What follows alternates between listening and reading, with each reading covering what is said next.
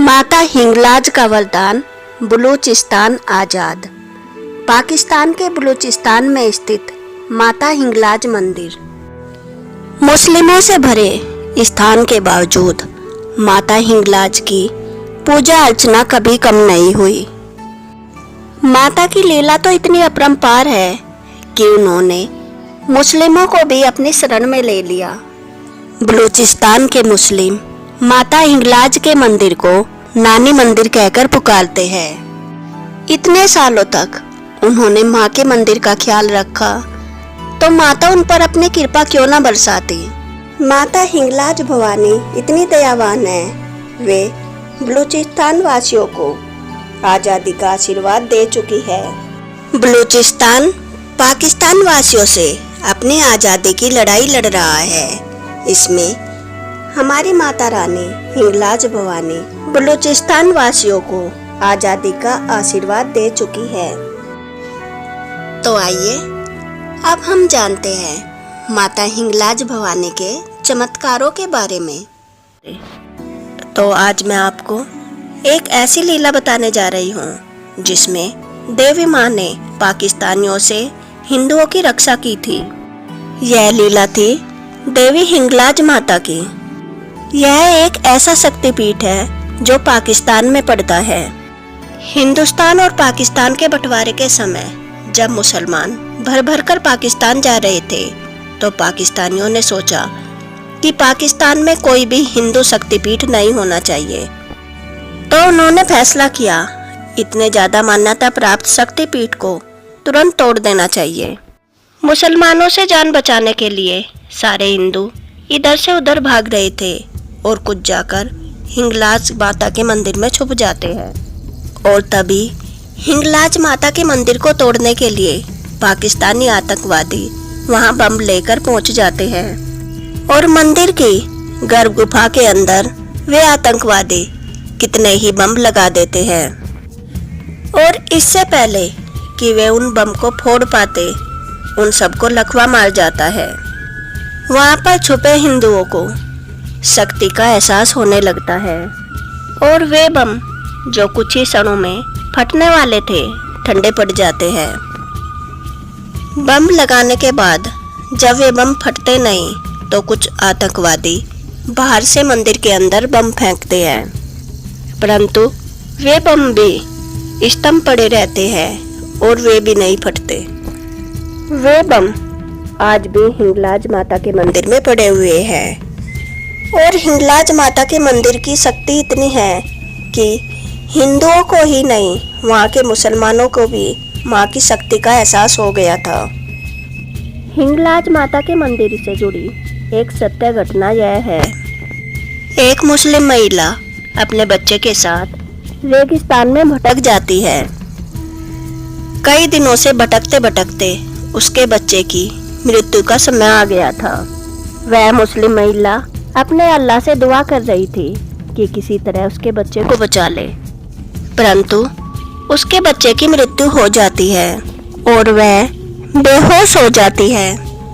बेहोशी की हालत में उसके सामने एक लाल वस्त्रों से ढकी हुई सुंदर महिला आती है। वह उस महिला से मदद की गुहार लगाती है, परंतु वह स्त्री अपनी राह पर चल देती है। उस स्त्री के पीछे पीछे अपने बच्चे को लेकर वह मुस्लिम महिला भी चल देती है। अंत में वह हिंगलाज माता के मंदिर पहुंच जाती है और तभी वह लाल वस्त्र वाली स्त्री देवी का रूप ले लेती है।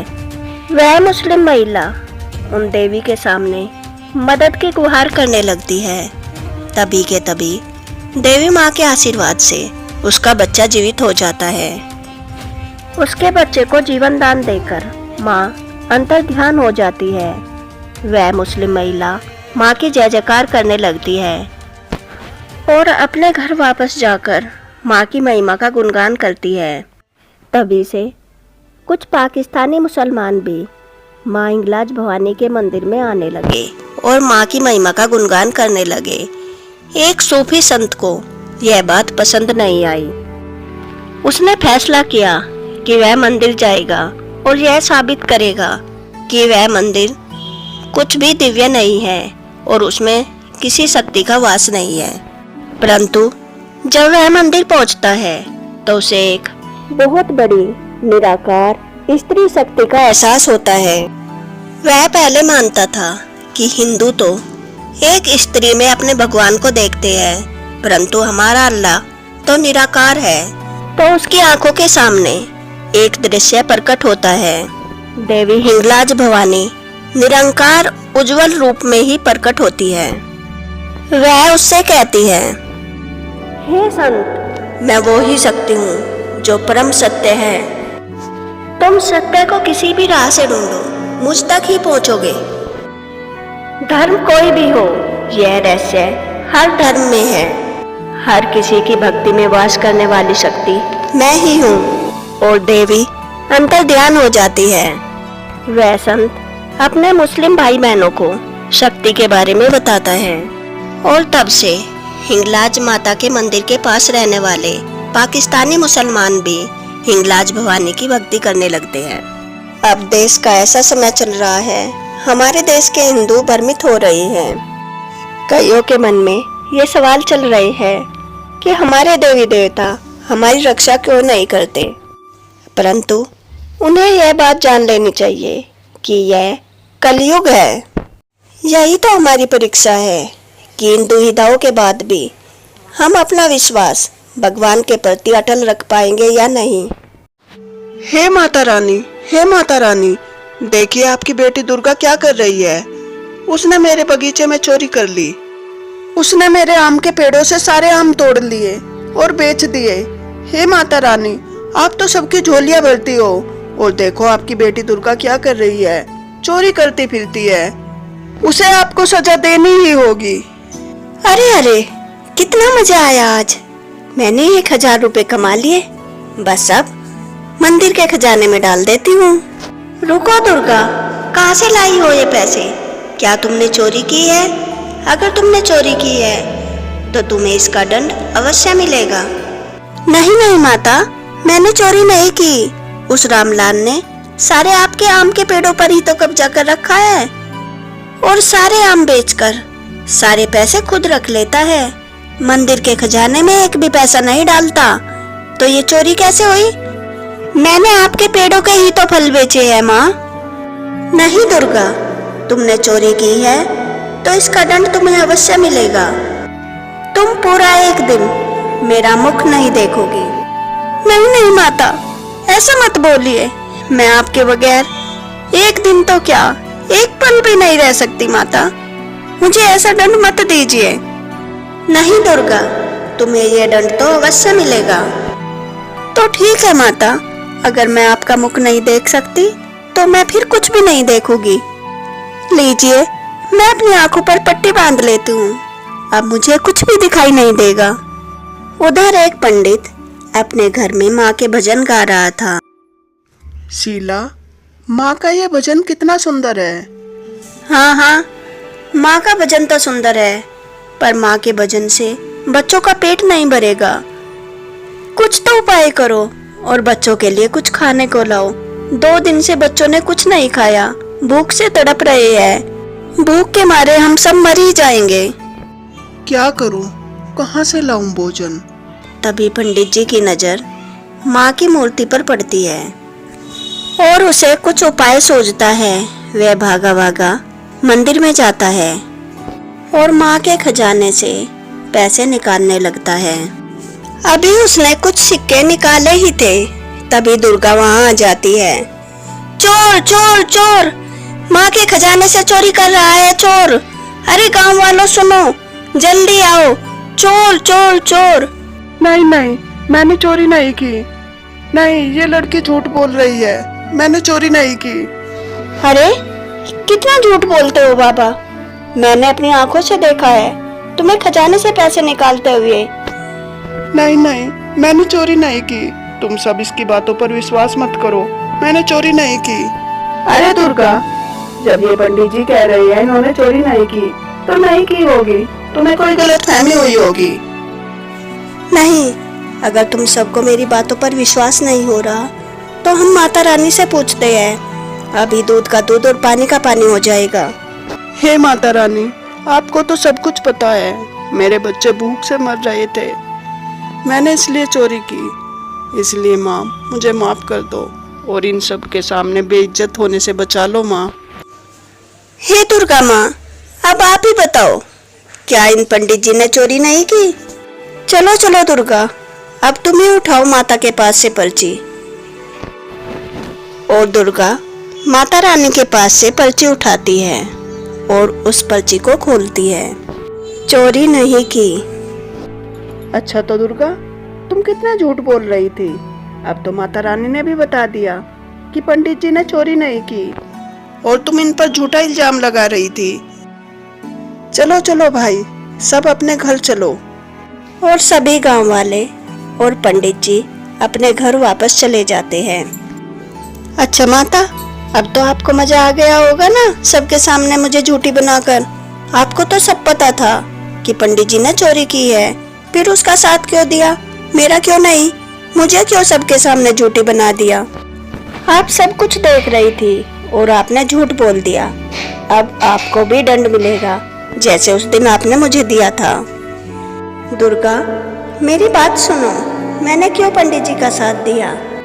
नहीं नहीं, मैं कुछ नहीं सुनूंगी। मैं भी आज आपकी आंखों पर पट्टी बांधूंगी, क्योंकि आप सब कुछ देखते हुए भी अनजान बनी रही। नहीं दुर्गा, मेरी आंखों पर पट्टी मत बांधो, नहीं तो अनर्थ हो जाएगा। और दुर्गा माँ की एक नहीं सुनती और माता रानी की आंखों पर पट्टी बांध देती है। अभी एक तांत्रिक को अपनी सिद्धियों से पता चल जाता है कि इस समय माता रानी की आंखों पर पट्टी बंधी है। जाओ, इस समय माता रानी की आंखों पर पट्टी बंधी हुई है। अब तुम माता रानी की आंखें चुरा सकते हो। इस समय माँ कुछ नहीं कर सकती। और रमेश माँ की आंखें चुराने के लिए निकल जाता है। वह जाकर माँ की आंखें निकालने लगता है। तभी दुर्गा को एहसास होता है, नहीं, ये मैंने क्या कर दिया? मैंने माता की आंखों पर पट्टी बांध दी। मुझे लगता है घोर अनर्थ होने वाला है। और दुर्गा दौड़ी दौड़ी मंदिर की तरफ जाती है। जैसे ही दुर्गा वहां जाकर देखती है, एक आदमी माता रानी की आंखें निकाल रहा था और वह आंखें लेकर भाग जाता है। दुर्गा उसके पीछे भागती है, लेकिन वो दुर्गा को चोट पहुंचाकर भाग जाता है। दुर्गा बेहोश हो जाती है। जैसे ही माता की आंखें लेकर वह अपने घर पहुंचता है, उसकी बीवी और बच्ची वहां पर नहीं थी। रामू, रामू, सीता और प्रिया कहाँ हैं?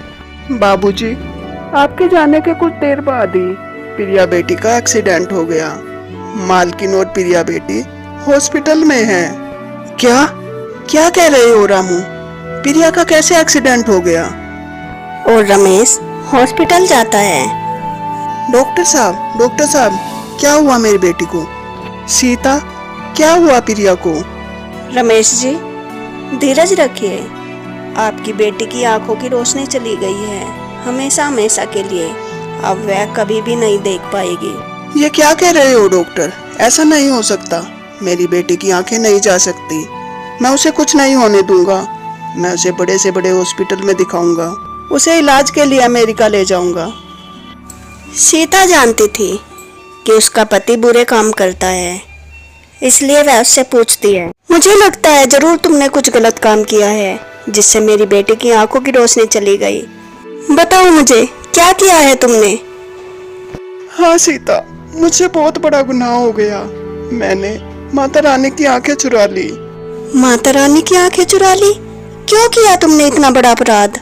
ये नहीं हो सकता। तुम्हारे इस घोर अपराध का दंड मेरी प्यारी सी बेटी भुगत रही है। ये नहीं हो सकता। मैं तुम्हें कभी माफ नहीं करूंगी और दुर्गा माँ भी तुम्हें कभी माफ नहीं करेगी। मुझे माफ कर दो सीता। मैं माता रानी के चरणों में जाकर नाक रगड़कर उनसे माफी मांगूंगा। फिर रमेश अपनी बेटी और पत्नी के साथ माँ के दरबार में जाता है और सभी गांव वालों के सामने यह स्वीकार करता है कि उसने ही माता की आंखें चुराई थी। और फिर गिड़गिड़ाकर माँ से अपनी बेटी की आंखों के लिए रोशनी मांगता है। जैसे ही दुर्गा माँ की आंखें वापस लगाती है, वैसे ही रमेश की बेटी की आंखों में रोशनी वापस आ जाती है। माँ, मुझे दिखने लगा। माँ, मुझे दिखाई देने लगा। अगर आपको यह कथा पसंद आई हो तो वीडियो को लाइक करें। ऐसे ही नई नई कथाएं सुनने के लिए मेरे चैनल को सब्सक्राइब करें। Thanks for watching. जय माता दी। जय माँ हिंगलाज भवानी। जय माता रानी। जय शिव शक्ति।